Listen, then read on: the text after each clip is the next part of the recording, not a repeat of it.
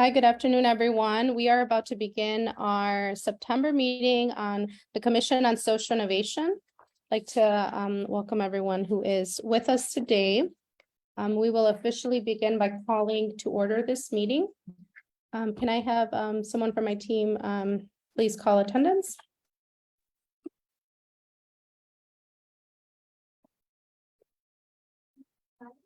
Present.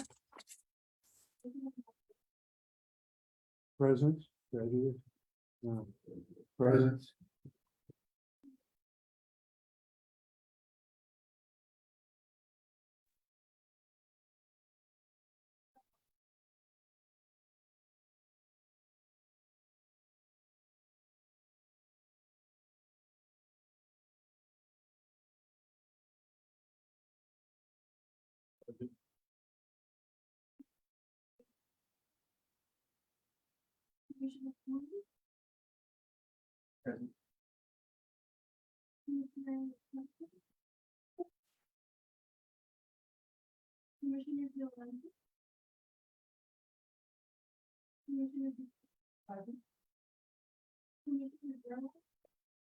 Here. Present.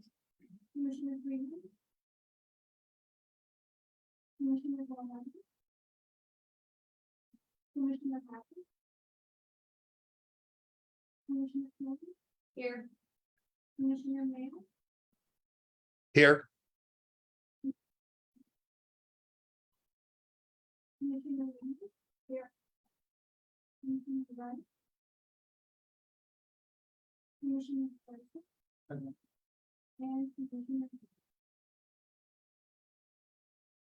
Thank you. Please note that we also have ex officio criticals that just joined us online. Great. So again, welcome everyone. Thank you for being here today. Like I mentioned, we do have limited availability in the room today. We do have another meeting right after ours. So we are going to approve the minutes and then we are going to go straight into the presentation. So you all should have the minutes in front of you from the last meeting. I'll entertain a motion to approve those minutes. Moved by Commissioner Brutus, second by Commissioner Flores. All those in favor signify by saying aye. Aye. Opposed? Ayes have it. Minutes are approved. I will turn it over to Vice Chair Lane. Thank you, Chair Naya, and good afternoon, everyone. This is a very special presentation which ties in to the work of a number of our working groups. We're privileged to have Dr. Clinton Boyd Jr. with us this afternoon. He's the Executive Director of Fathers, Families, and Healthy Communities. He's also a researcher at Chapin Hall, the University of Chicago. And as the name of his organization would suggest, he has studied very intensively the life course of Black men based upon whether their fathers are engaged or not. And he looked at this from the perspective of early childhood, youth development, workforce readiness, and responsible fatherhood programs. And he looks at this qualitatively as well as quantitatively. He's got a Bachelor of Arts in Psychology and Sociology from Concordia University, a Master's in Sociology from DePaul, PhD in Sociology from Georgia State, and postdoc training at Duke. And he also has a life story, which is very relevant to his perspective on the topic. And he's going to be proposing for the Commission's consideration actionable recommendations about how the county might successfully integrate into its community violence intervention programs father-specific care. And this also will bear on trauma. So in connection with that, I would like to also recognize that Dr. Selwyn Rogers is with us. And we're delighted to have you with us, Dr. Rogers. As all of you will remember, his powerful testimony a few months back, and his continuing contributions to the work of the group that is focusing on public safety and community wellness. So very happy to have you with us, Dr. Rogers, and continue to be grateful for your contributions to our work. And I will turn this over to Dr. Boyd, and thanks so much for being with us. Thank you for the invitation, and I also want to. Give me a quick second. I don't want there to be feedback. Okay, Can you also Perfect. make me You're good. co-host? and I will. All right, thank you. Well, again, I just want to formally thank the Cook County Commission on Social Innovation for the opportunity to be numbered among you all today. From the time I initially met with Marc, and even through my connection with Dr. Harry Alston, who's actually the chairman of our board at Fathers, Families, and Healthy Communities, I've just really been excited about the opportunity to be with you all here today to talk about some of the work we're doing at FFHC in terms of integrating father engagement into community violence intervention programs. And so my presentation today will speak directly to some of the work we've done over the past year and a half, specifically with Ready Chicago Inglewood, and more recently with Chicago Cred. And I would also just state that these are pilot programs, right? Like we're testing out innovations that we feel have a real opportunity to potentially drive down a lot of the violence that we see in our communities by leveraging that natural motivational milestone, which is fatherhood. And so I'll start by sharing my screen because I know I have two audiences that I'm speaking to right now. So give me 1 second.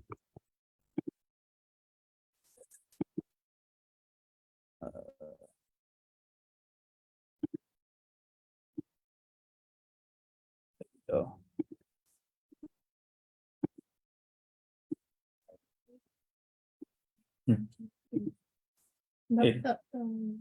Yes.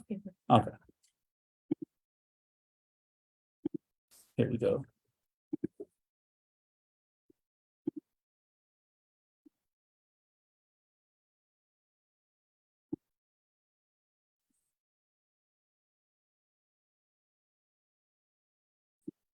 Cool. I also recognize that everybody seated here today should have a copy of my PowerPoint deck. I'll just make mention of the fact that I made some last minute tweaks to the deck. So I have 2 additional slides. Oh yeah, Dr. Harry Alston has just entered the building. And again, thank you, brother, for the opportunity to be with you all today. And so just real briefly, I wanted to start off by providing a quick historical overview of Fathers, Families, and Healthy Communities, because I recognize this may be a lot of folks' first time hearing about an organization that's been around for roughly 2 decades.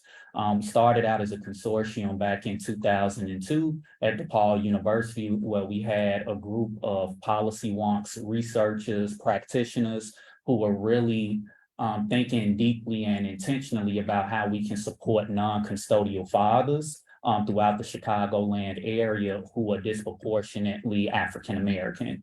And so when that work started in 2002, it eventually led to us launching a demonstration project in 2011 with seed funding from the Open Society Foundation and also the Chicago Community Trust.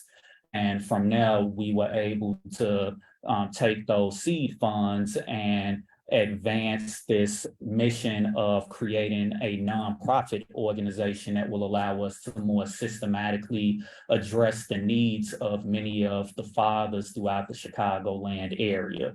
One of our most notable achievements to date was our work in getting Illinois Senate Bill 2340 passed, which in short was a piece of legislation that allowed us to increase the amount of monthly child support payments that went to children in TANF families from their non-custodial parents who are disproportionately Black and brown fathers who come from low-income households and communities.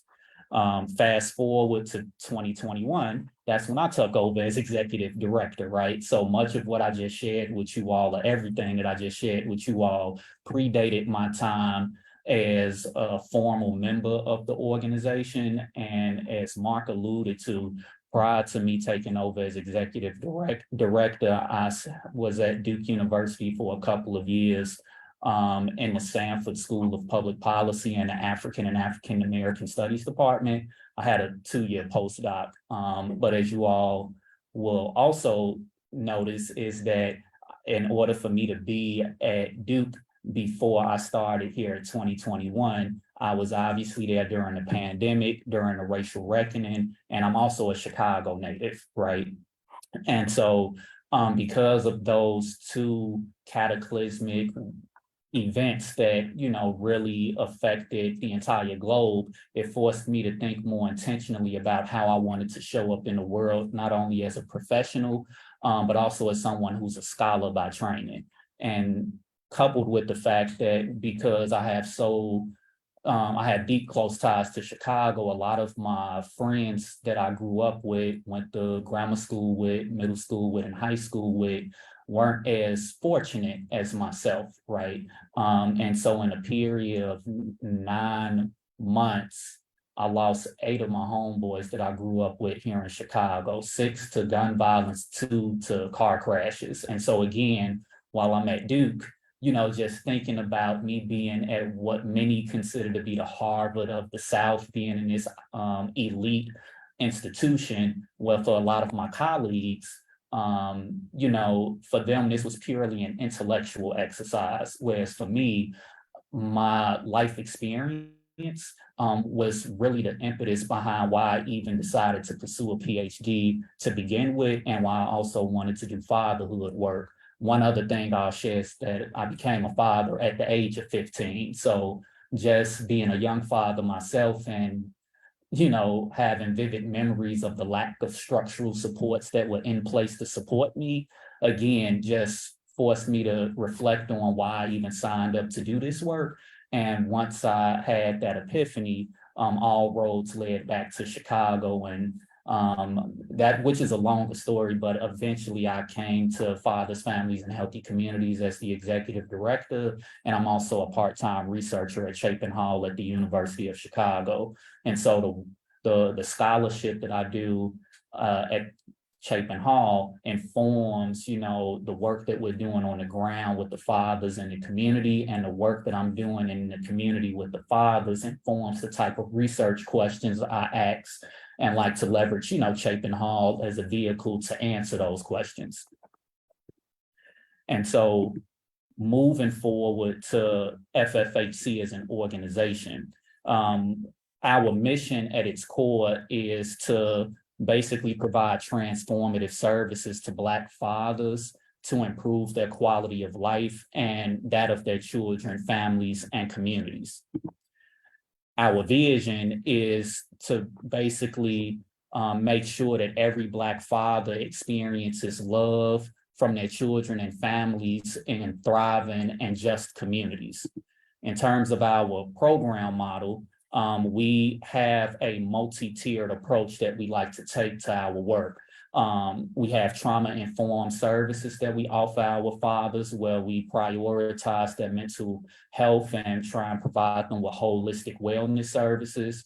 More recently, we've been doing a lot of work around legal advocacy, specifically around child support and child custody issues that our fathers may have. And then we also spend a great deal of our time thinking about economic mobility for our men, right? Because a vast majority of the fathers we work with have been previously involved in the criminal legal system, or they may have been actively involved in street life. Many of them are entrepreneurial by nature, but you know, the skills that they bring to the table are often used for felonious and nefarious purposes, and we're trying to provide them with an off-ramp where they understand that those same skills can be used for constructive, positive, pro-social reasons, and we're connecting with industry leaders who are willing to support us in really helping our fathers to make that transition to the legal economy.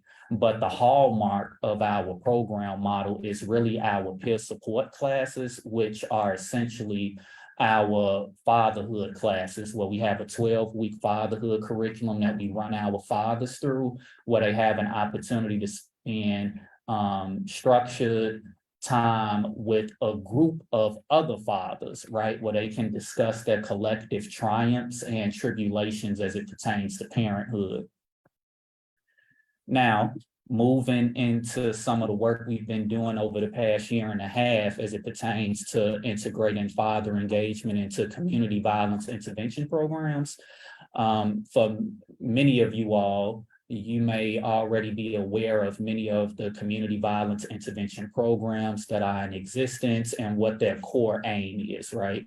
And it's essentially to help reduce homicides and shootings by establishing relationships with people at the center of gun violence in our communities. Now, we often have different models that we advance to do this work, right? You have the hospital-based models, you have the group violence interventions, and then you also have the violence interrupters, or like the street outreach workers, right? Now, all models have their own unique niche, but at their core, they're ultimately trying to work with those individuals who are at the greatest risk of being perpetrators and or victims of the violence within their communities. And for FFHC, one of the things that I immediately noticed when I came back to Chicago and I was just sitting around in my office trying to figure out how I was going to invigorate new life into our programs, I noticed that there was an area of expansion, right? When I looked at a lot of the community violence intervention programs, for the most part, they were working with Black men, right? But I noticed that they were working with Black men, but completely downplaying the fact that many of these men were also fathers biologically, or they were social fathers, and that they took on that father-like responsibility for children in their households and their communities, etc. And so once I had that epiphany, it got me thinking about how father engagement can be leveraged as a potential public safety strategy, right? And so I started having some exploratory conversations with groups like Ready Chicago Inglewood, and more recently with Secretary Duncan at Chicago Cred. And we were able to forge partnerships with both organizations to the point where we're now integrating our work into the community violence intervention programs that are in existence at both organizations. Another reason why I felt that it was important to think more intentionally about integrating father engagement into community violence intervention programs is because of much of the research that suggests that men are hardwired for fatherhood, right? So when you think about becoming a father, it really serves as a turning point or a motivational milestone for men because it has the power to transform their outlook on life, positively alter their decision-making, and redirect their life course, especially for those men who may have been involved in street life, largely because men see fatherhood as a catalyst to change their own lives for the better. They think about all of the hardships they've experienced through their life, and the last thing they want to do is pass that forward to the next generation, especially if this is their own biological child. And then also many other fathers just want to focus on giving their child a better life, especially if they, for whatever reason, didn't have a strong, high quality relationship with their own biological father. And again, reflecting on my own personal experience, I, was 15 when my daughter was conceived, 16 when she was born. And as a young person growing up in inner city Chicago, I had a lot of things that were, taking my attention away from what it should have been focused on. And I know what my daughter's birth meant for me personally. If it wasn't for my daughter, I wouldn't have had the motivation to go pursue a lot of the things I've accomplished to date, you know, professionally and academically, and just anecdotally with the fathers I've worked with over the last 10 years, because I started off as a peer support group specialist at Family Focus Lawndale, well over 10 years ago. And we were actually working with the Safer Foundation with the guys at the adult transition centers in the North Lawndale community. And every time we graduated a group of fathers from our program, we had another group of fathers coming through our doors with the exact same challenges, the exact same issues. And it forced me to, you know, really think about if this is truly a matter of irresponsible behavior, or do we really have irresponsible policies on the books that are creating an environment that is having a disproportionate negative effect on Black and Brown communities? And it was really, you know, me asking myself those questions that led to me, you know, ultimately deciding that I wanted to go get a PhD so I can study this topic more thoroughly and more in depth, so I can equip myself with the empirical ammunition to advocate for the brothers in my community, from a place of compassion, a place of intelligence and empathy. And so, again, just thinking more intentionally about the reentry needs of fathers, right? We have a lot of discussion about, you know, reentry broadly defined, but when we think about fathers, they have their own unique set of needs that often go unaddressed when we're thinking about what it means for them to become self-sufficient, especially as they're trying to reintegrate, or some of them integrate into society. And so a lot of that deals with issues connected to reunifying with their families and their children, thinking about their ability to adopt self-sufficient behaviors and habits, and then just navigating their complex needs and the various supports that they need. Now, from a trauma perspective, in my professional experience, and even when I reflect on some of the academic scholarship that has been produced around what are some of the sources of trauma for fathers, it's really tied into one, the professional bias within child serving systems, because fathers are often viewed as a liability to the family opposed to an asset, right? And that in and of itself can be a significant source of trauma for a father who may be eager and excited about, you know, supporting the life course development of his child. But if the system and the system actors do not appreciate his involvement or downplay the significance of his involvement, and he feels that, that can create an internal sense of shame and trauma, et cetera, that can have a negative impact on him, and by extension, a negative effect on his children and his family. Then we think about another source of trauma being the strained co-parenting relationships that often exist between the father and the mother. And this is typically where we see issues related to child support or child custody, because many fathers coming from low-income communities, they typically don't have legal access to their child, right? And without having that legal access to their child or their children, they often have to find ways to navigate that relationship with their co-parent, and it could be an acrimonious relationship, and that can just create a sense of shame and, again, trauma for those fathers. Then if we think about a punitive and biased legal system that has a negative disproportionate effect on Black fathers, again, that is a source of trauma, especially if we think about this in the context of mass incarceration. Then the last two pieces that I'll mention is related to the interpersonal violence that takes place disproportionately in Black and Brown communities. For a lot of fathers who are navigating these urban spaces, it can just really work against them as they're trying to find ways to stay optimistic and hopeful, because it's a struggle for them to do so if they're constantly reflecting on the loss of a close friend, right? Again, I use myself as an example again, just thinking about my homeboys that I lost in a short period of time that had a very detrimental effect on my mental health.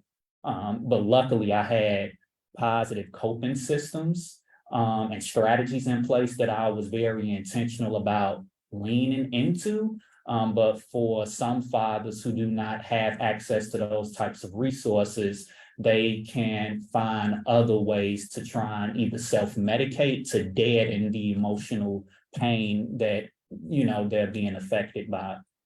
And then when you think about the interwoven personal challenges of many of these fathers, that deals with employment, discrimination, housing instability and insecurity. Homelessness is on it, like the end of that spectrum. If you think about housing insecurity as a continuum, right?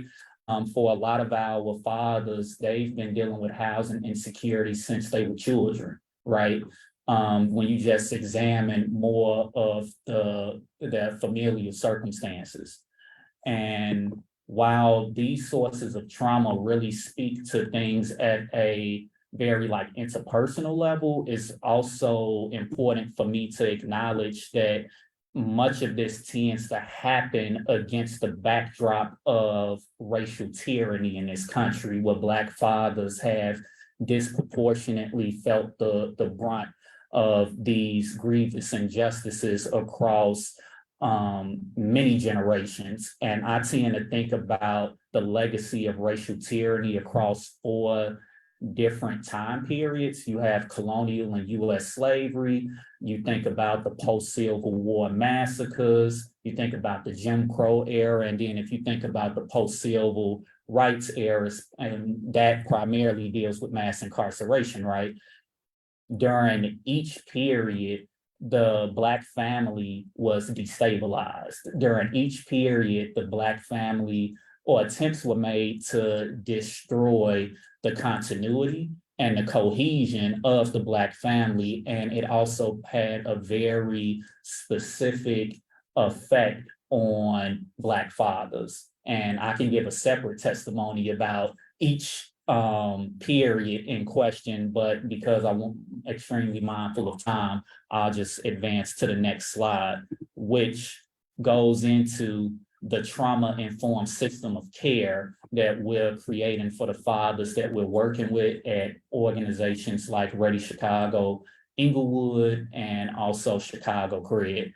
And so it has 4 dimensions. And I'll go and start talking about the first one, which is staff training and trauma awareness and response.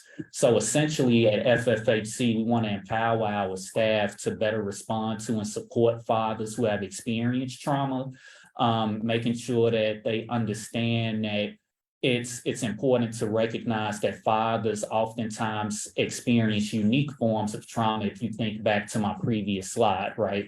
And making sure that the staff are also educated on the importance of self-care and recognizing vicarious trauma and secondary trauma as being a real thing, and making sure that the staff communicates to me about the possibility of burnout, because this work is extremely heavy, especially for those of us who oftentimes find ourselves in the trenches, right? I too, like many of my program staff, receive phone calls at 2:00 in the morning if one of our fathers, prematurely lost his life, and have to sit with the raw emotions in that moment, but to also recognize that just because that father is no longer with us now does not mean that his family is not going to feel the lingering effects of his premature death. So what is our systematic organizational response to this father losing his life prematurely, especially if we're talking about gun violence, right? And so just making sure that the staff understands that I want them to be whole, I want them to be healthy, and I want them to also make sure that they're doing everything in their power to, support the fathers and also their coworkers. And then the last thing is just making sure we encourage staff to support the holistic growth of fathers. We also are leveraging the 6 key principles of like trauma-informed care, which you all see on my deck right now for those of you all who are joining virtually, and for those of you all who have a packet, you'll see that we focus a great deal on facilitating healing and avoiding re-traumatization. And while I can go in depth about all 6 key principles, the 2 that I would like to spend some time discussing are peer support and empowerment, choice, and voice. So again, for the peer support component, that's really where we create an emotionally safe space for our fathers to come into the agency and talk about what are their deepest desires around what does it mean for them to be the fathers that they truly want to be to their children, but what are some of the things that they're struggling to get right with, right? And so that is typically a space where our guys have much to share, especially if you think about them not having access to many opportunity structures where they can be emotionally vulnerable. And then the piece related to empowerment, choice, and voice is really where we create intentional feedback loops for our fathers to inform how we're thinking about programming, how are we thinking about program implementation, and making sure they understand that this is a non-judgmental environment that we're creating, because as Brian Stevenson said in his book, Just Mercy, we recognize these men as more than the worst thing they've ever done. And so we are very intentional about creating a space at FFHC where they feel as if this is their home away from home and that this is their safe haven, and we want them to take ownership in that.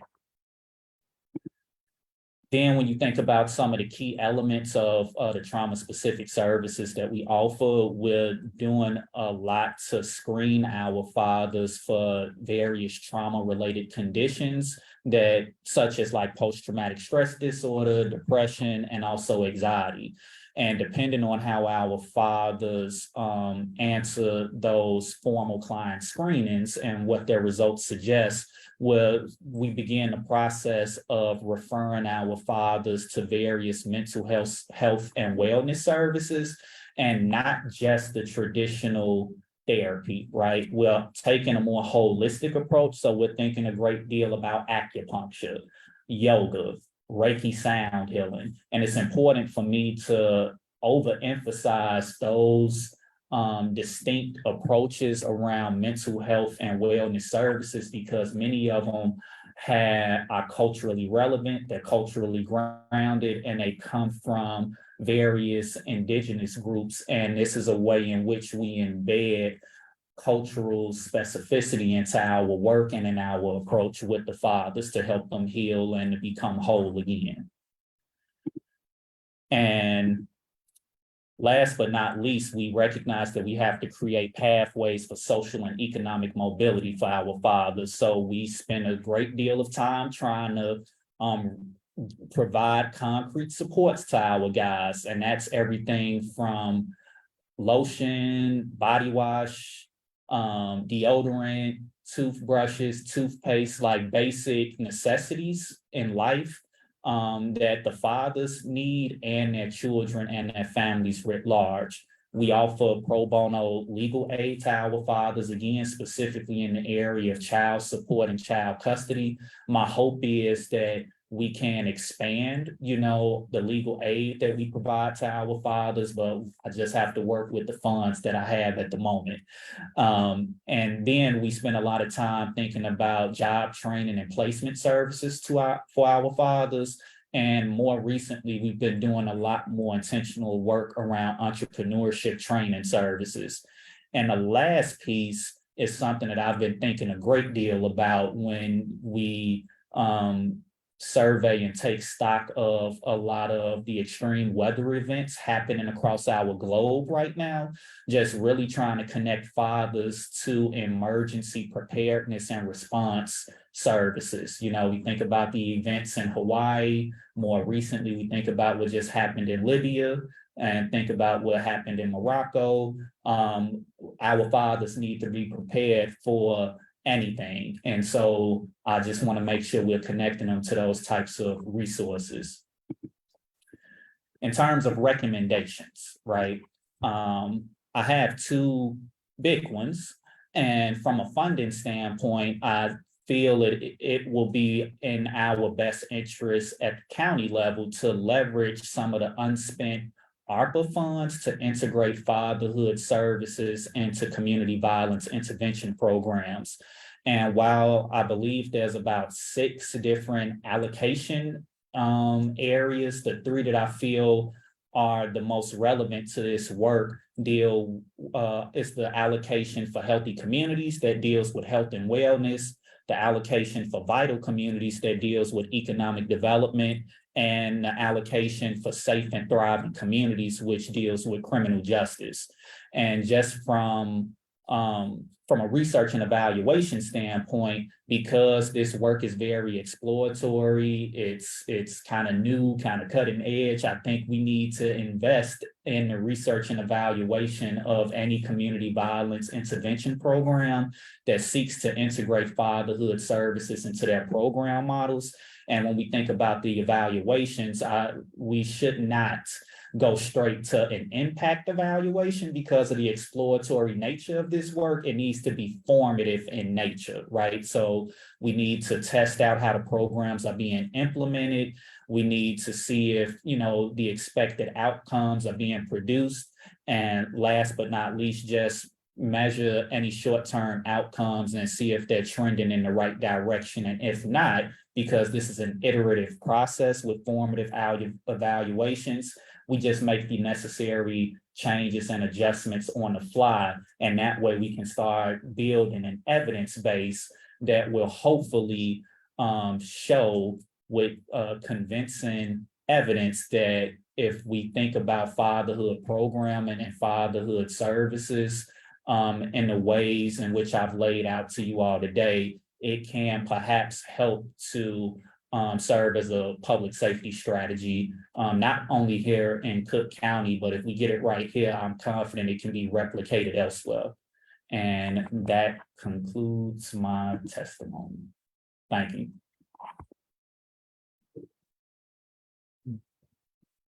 Yes, well, thank you for your very powerful testimony, and especially for including your own personal biographical elements, which I think, you know, obviously underscore the reality of the situation and you've lived it. So this is not theoretical for you and for many of us here.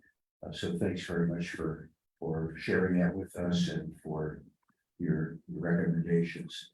Are there questions or comments from the commissioners? Commissioner Raymer, please. Thanks very much for your testimony. This was really powerful, and it's obviously really hard work.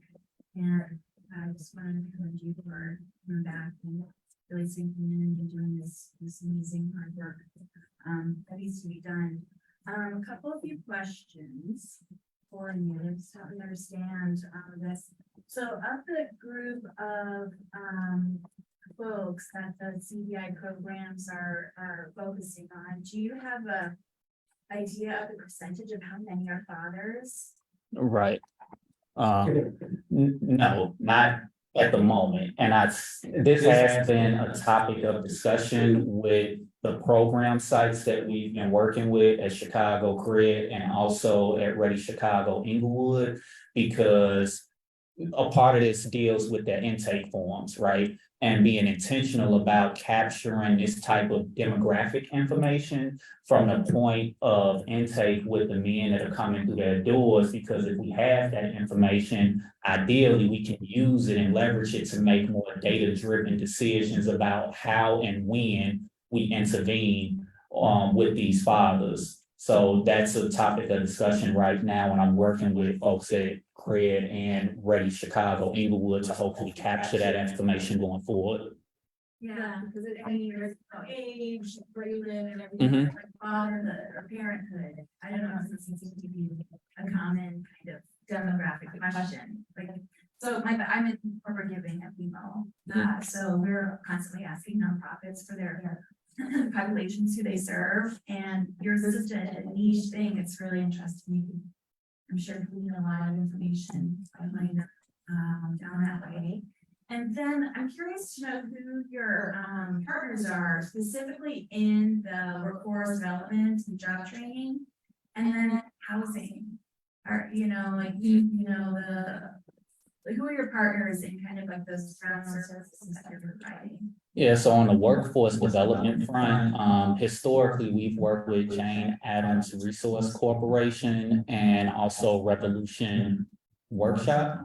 And more recently, we started to partner with Operation Hope, because they provide a lot of entrepreneurship services specifically to young people. And so we've identified the partners, and so now we're just in a place of fine tuning what our referral system would look like to make sure none of our fathers, fall through the gaps. But I'm also open to expanding. Now, on the housing front, we definitely are in need of some additional partners in that area, because as you can imagine, for a lot of our fathers who are returning citizens, housing insecurity and homelessness is one of their top needs. And I kind of think about housing in the same way that I think about mental health. If you don't have either, it's kind of hard for you to have the level of stability in your life that will allow you to support yourself and your children. So if you have any recommendations. I do, and we can take this offline. I'd love to get together and we can kind of, talk about this, but I will say that, I'm on the board of Pura Collective, and they just recently won the contract with the city for, I think it's the Spring Forward initiative. And it's a very focused initiative on returning citizens, getting them into workforce development. And it's a 18 to 24 month initiative and big goals of exactly the returning citizen population. And all the specialty kind of unique things that need to happen with that group. So I know they'd be very interested in, connecting with you as well. So I'm happy to make that connection. Thank you.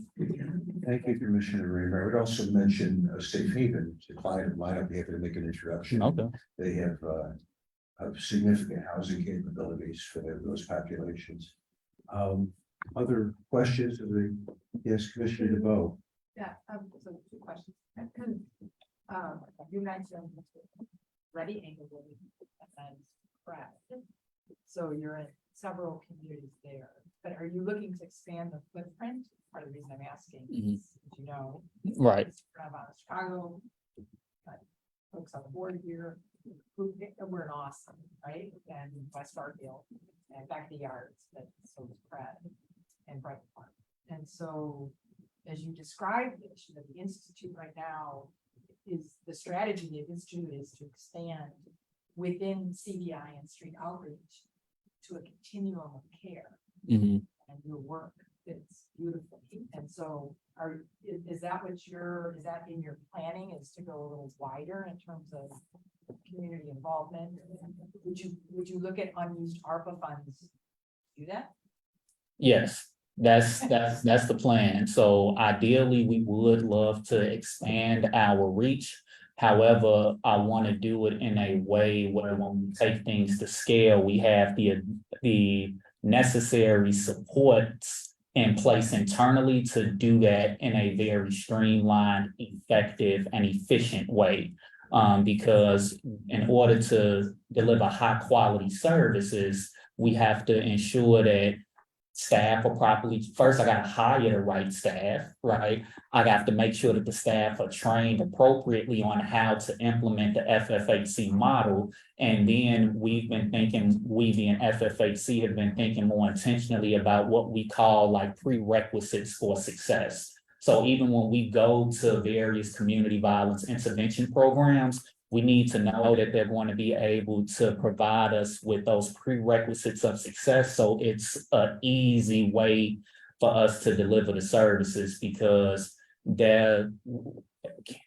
we have also experienced challenges initially just trying to implement something that is really a pilot program within agencies and organizations that don't think intentionally about fathers, right? So that's another thing. Going back to the data piece about capturing information about fathers. Even if you have an organization that collects that type of information, you also need to know how are they using it, right? How does the staff think about fathers in general? Because there may be the need for some type of implicit bias training to take place, because if you have system actors within those community violence intervention programs that don't view fathers as assets, or they're just not thinking about fathers intentionally at all, there probably needs to be some level setting, right?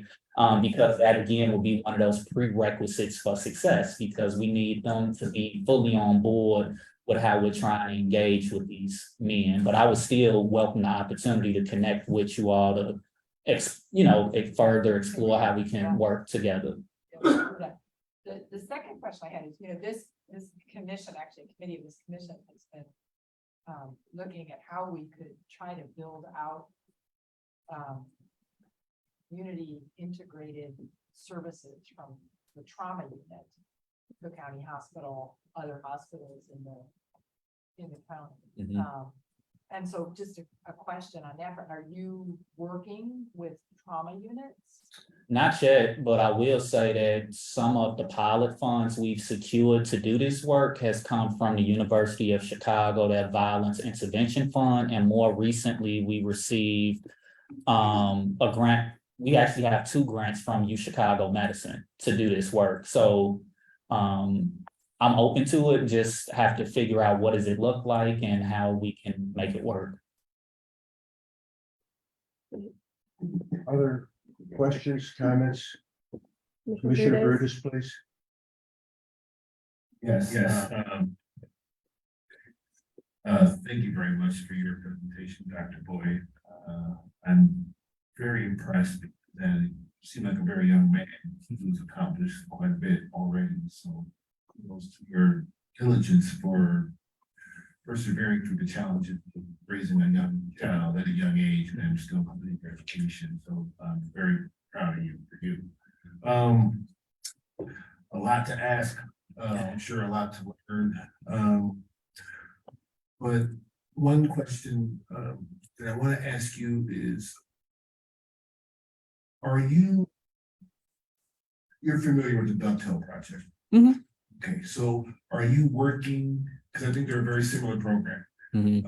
So are you working to build collaboration and maybe be a umbrella type of organization for other groups across the city and county that are also endeavoring in this area to support Black fathers and families? Because I think that also is an opportunity for you to grow your program. Yeah. Yeah, no, I'm very familiar with the Dovetail Project, and Sheldon Smith is a dear brother of mine. And so I've always respected him and admired him for the work he's been doing in the community. And in many ways, he was one of my inspirations for coming back home to do this work, because watching what he was able to accomplish let me know it was possible, right? But at the moment, we have yet to explore a formal partnership with not only Dovetail, but other fatherhood organizations that may be operating in the city. But what I can say is, prior to me taking over as executive director, FFHC was actually a part of the Power of Fathers Collaborative, right? So from 2016 to 2021, many of the local foundations here in Chicago funded an initiative that allowed fathers, families, and healthy communities, Family Focus, Metropolitan Family Services, and Children Home and Aid to come together and do some very intentional work around fathers throughout the Chicagoland area. And one of the tangible products that came out of that body of work was the Power of Fathers curriculum that we're now using at FFHC, right? And unfortunately, the funds went away for that collaborative when I took over as executive director. But this speaks to a larger challenge in the field around sustainability, right? And this is why I'm hopeful that we can perhaps find ways to leverage some of these public sector dollars to support fatherhood organizations that are operating within the Cook County area, so they have the necessary resources at their disposal to take the innovative pioneering work that they're doing and really take it to scale. And that's something that I want to be very intentional about, right, and very clear about as I address you all today. When I think about leveraging those ARPA funds, it's not just for FFHC, right? I'm thinking about this being something that's more systematic, because it allows us to institutionalize fatherhood programming here in the county in ways that I don't believe we've seen before, especially if we're leveraging public sector dollars, because you can only go so far with the private dollars. I think it's also, I'm sorry, Paul, I think it's also very, thank you, Mr. Vice Chair, I'm sorry. Yeah. I think it's very important to, when you said, create it in such a way that it becomes systemic, right? Institutionalizing fatherhood, right? Mhm. I'm a product of the 70s, right? I was born in 1970, and my parents were divorced when I was 12, and so I grew up for a large portion of my life without my father present. So thank you to our vice chair who allowed my son to sit down here on the floor with us today. His presence here today is timely in this conversation. So I am trying to do everything possible to, my wife and I and our family to create that environment for our children so that we can be present, right? So we can be on the job and be the father for them and when they are needed, right, during the years of their formative growth. What I wanted to say also is that it's very important for the funding to be there, right? Because that is going to be perhaps one of the strongest motivators for men to be involved in what you are aspiring to do with this universal program that you're offering in a lot of areas. I'm sure that will continue to grow. Funding will be there so that those folks who need these services supports will come because they know they'll get it, right?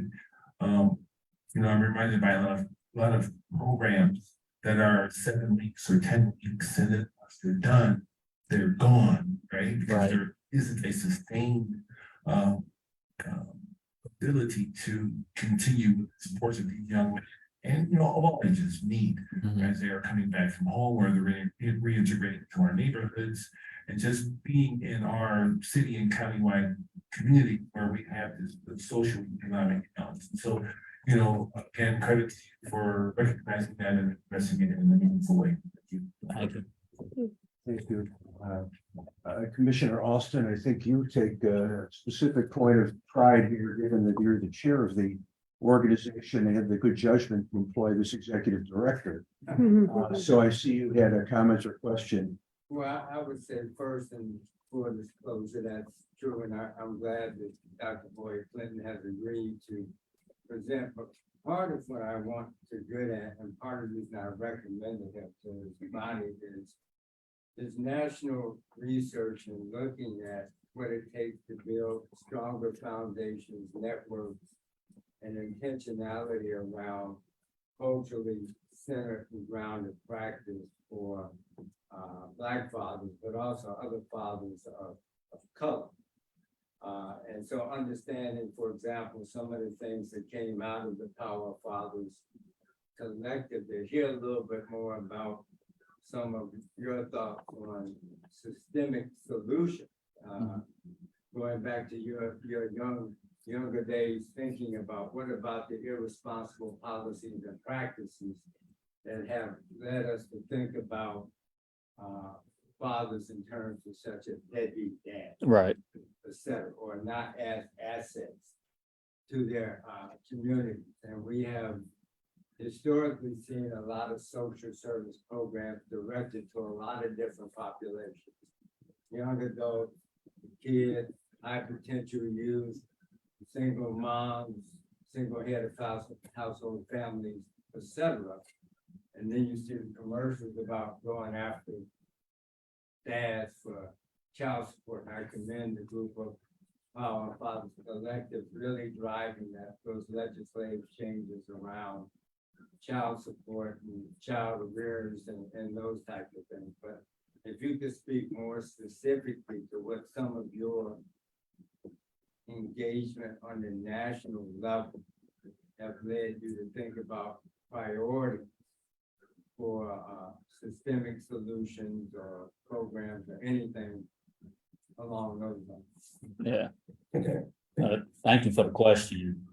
And so the first thing I would say is we need to radically reimagine and really humanize the Black men, Black fathers within our communities, because in my judgment, what's at the core of a lot of the systemic inequities that have existed since our forefathers and mothers were involuntarily brought to this country, deals with this whole piece of them being dehumanized and not being valued or recognized as God's creations as well. And so I do think we need to engage in this radical truth telling that allows us as a people, specifically within our community first, right? Making sure they understand that we are not the deadbeat dads, we're not the hit and run victimizers, and there is actually research that supports this. You know, the CDC back in 2013 released a report that suggested that Black fathers were actually more involved in the lives of their children and fathers from any other racial or ethnic group. This is a national report, national statistics, and we use statistics and reports of this nature to make all type of policy decisions, right? When it's convenient, but whenever you have a report that emerges to the fore that is challenging the status quo, intentional efforts are made to downplay the significance of it. So from my standpoint, we have to make sure we leverage the data and use it in ways that allow us to tell the truth about what's actually happening out there. Another thing I would say just on the systems front is really doing more to connect our fathers to employment opportunities, right? That provide living wages, family sustaining wages, but also do it in a way where we provide them with the capital that they need to go out and start businesses for themselves, right? What does it mean for us to control the institutions in our communities, opposed to having folks outside of our communities come into our communities and control them? And I think that by pumping the necessary capital into our communities, making sure we have the necessary opportunity structures in place, it will create a more wholesome environment and atmosphere that will ideally allow us to thrive. You know, as my brother mentioned earlier about life in the 70s, right? I wasn't around back then, but I've read a great deal about what the Black community looked like back during the period of Jim Crow, right? Now, granted, there was racial tyranny, racial oppression that we were battling against, but because there was this systematic, sustained effort to oppress African Americans, African Americans were forced to bond together within their communities and create the institutions that were going to allow us to be whole and wholesome, right? But there were also systematic efforts that went on to destabilize those communities, right? That's what its investment comes from. And, we have more recently brought to the forefront grievous injustices like the Tulsa massacre in 1921. What if I told you that that was one of 100 white terror campaigns that took place from the end of the Civil War up until 1950, right? Like, part of what we need to think about again is how do we get these types of stories out into the ethos, and how do we institutionalize it in a way where it's a part of our public education? Because that is also something that we focus on with our fathers, because a lot of them come through the doors and one of their primary concerns is the educational experiences of their children. And so we spend a lot of time making sure that the fathers know that there are ways in which they can advocate for high quality, culturally relevant, culturally specific education opportunities that will instill a sense of self-pride and self-worth within our children, because ultimately we want them to walk away knowing that self-knowledge produces self-love. And with the appropriate knowledge of self, then 9 times out of 10, it'll make it a lot more difficult for you to look at your brother as your open enemy if you know that you all honestly are trying to overcome the same systemic and systematic forces that are oppressing you. So I'll stop there.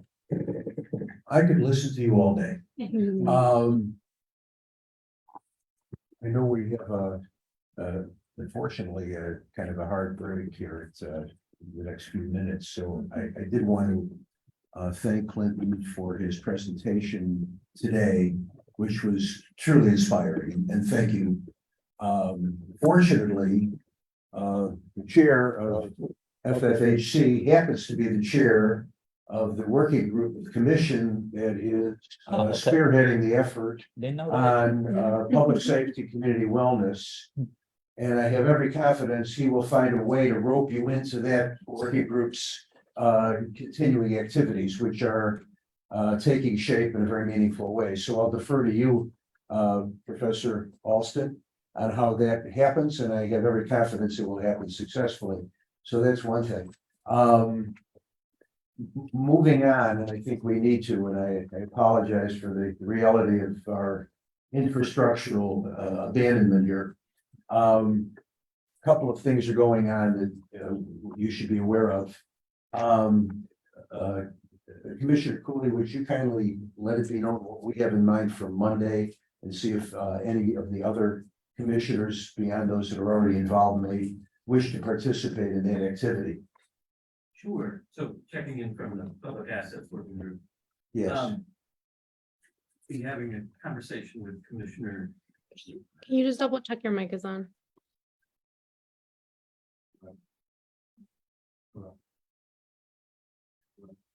Make sure that, there you go. So with the Public Assets Working Group, meeting with Commissioner Nye, Commissioner Lane, and Channing Leonard from the Polk Foundation to have a conversation about moving forward with the next steps. With the Public Assets Working Group, focusing on generally provided assets by services by the private market, grocers, banking, pharmacies, housing, and looking at how the county can help step in and fill in those gaps. Had a conversation with Commissioner Flores' team a couple of weeks ago and exploring the idea, or the next step will be developing a framework for a working group to go through and understand what already is happening in those what are those gaps in different parts of the county, and then thinking about what the opportunities are there. Some could be county ownership, some could be investment, some could be incentives to make sure that those assets are presented. And so we'll have that conversation Monday, 12:30, Commissioner Lane's office. If anyone else is available and interested, open invitation. Yeah, it's a slightly less than open invitation. We have a very vigorous security force in our building.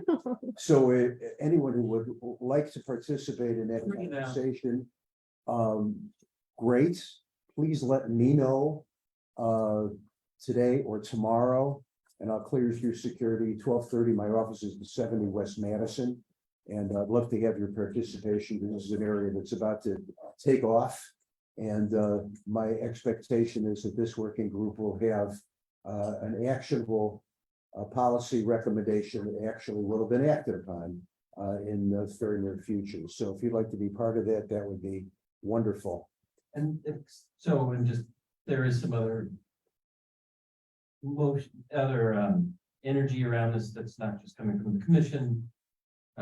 Mayor Johnson's administration announced they're exploring public home grocer as one of their policy priorities. And a city bank is another thing they're working as well. So looking to make sure that our conversations are connecting together.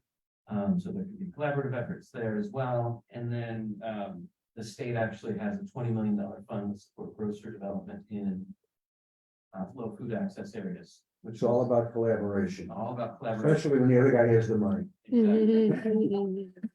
And then reinvigorate, and then we'll set a new committee Very much, in the next. very much appreciate. Thank you, Commissioner Cooley. And I do have one other announcement. Want to give others an opportunity briefly, if there are other statements or information to share with the group at large. Okay, if not, Commissioner and may I just? Absolutely. Yeah, thank you. So, as some of you may know, Social Enterprise Chicago, with which the commission has a continuing collaboration, has hosted a series of fireside chats. And the next one will be on October 4th. I will be sitting down with University of Chicago's provost, Catherine Baker. Some of you may know her when she was, up until earlier this year, the dean of the Harris School of Public Policy, but she's now the provost of the university. She's also an esteemed health economist. And we're going to be exploring together how we might create sustainable healthcare models that leave no one behind and lift up marginalized communities. So you've all heard me talk, you want to hear her talk. So I do encourage you to attend. It's October 4th in the evening. It's going to be at Roosevelt University on Michigan Avenue. The specifics will be found on Social Enterprise Chicago's Facebook page and website, as well as my own Facebook page and LinkedIn, or reach out to me and I'll give you the particulars. Would love to have you there. I think it's going to be an important event, not only in terms of the contents, but also the opportunity to network with other like-minded people and organizations to share ideas and make change happen. So I share that with you. And again, thanks to Dr. Boyd for his participation. And otherwise, I think we're probably out of time. So I'll leave it to you, Chair Naya. Thank you, Vice Chair Lane. And of course, thank you, Dr. Boyle, for being here. Extremely good conversation. I think this is very fitting with the work that we're doing in violence prevention. I know the Justice Advisory Council is very interested in coming before this committee. A lot of the conversations that we've been having in the past, I would say, year or so have really related to violence prevention. So we're hoping to plug them in and really engage it to make some of these presentations actionable. I think just as a takeaway, I know one of the things that we've been doing with the work that specifically around the grants under the Justice Advisory Council has partnering up with and having an academic partner to evaluate. So I'd be really interested in looking at how many proposals, how many grants, and how many, just in general, how much funding has been allocated to programs that kind of associate with this type of work around, the father. And that's also really interesting.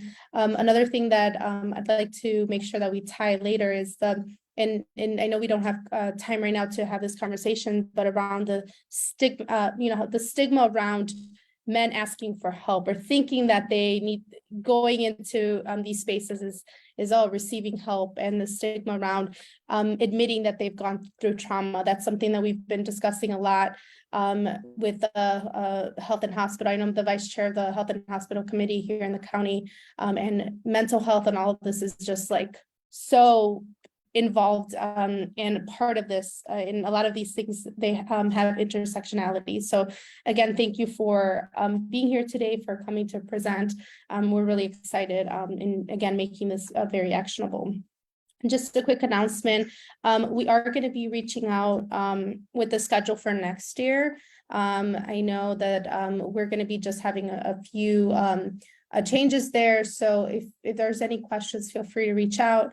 I know most of you here have already submitted also your affidavits and information for the board. So if you haven't done so, just make sure you do that. We are going to be finalizing most of the official appointments for commissioners. So just wanted to make that final announcement. And yeah, that's it. So I'll make sure to follow up with you all individually. Yes, If I ma'am. might invite Commissioner Brutus, as a point of personal privilege, to introduce his son. Yes, please. Happy to have you here with us. Welcome. Thank you. Thank you, Mr. Vice Chair, Madam Chair. I'm proud and I too rise. I'm proud to introduce my son Matthew Brutus, who is they say rising senior, so he's going to be graduating high school. He's 17 years old and he attends Walsh Creighton High School.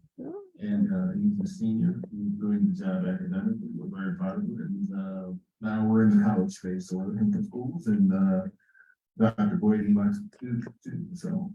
You should feel very proud of each other. I should tell you, Walter Payton, you have to have been a client of mine.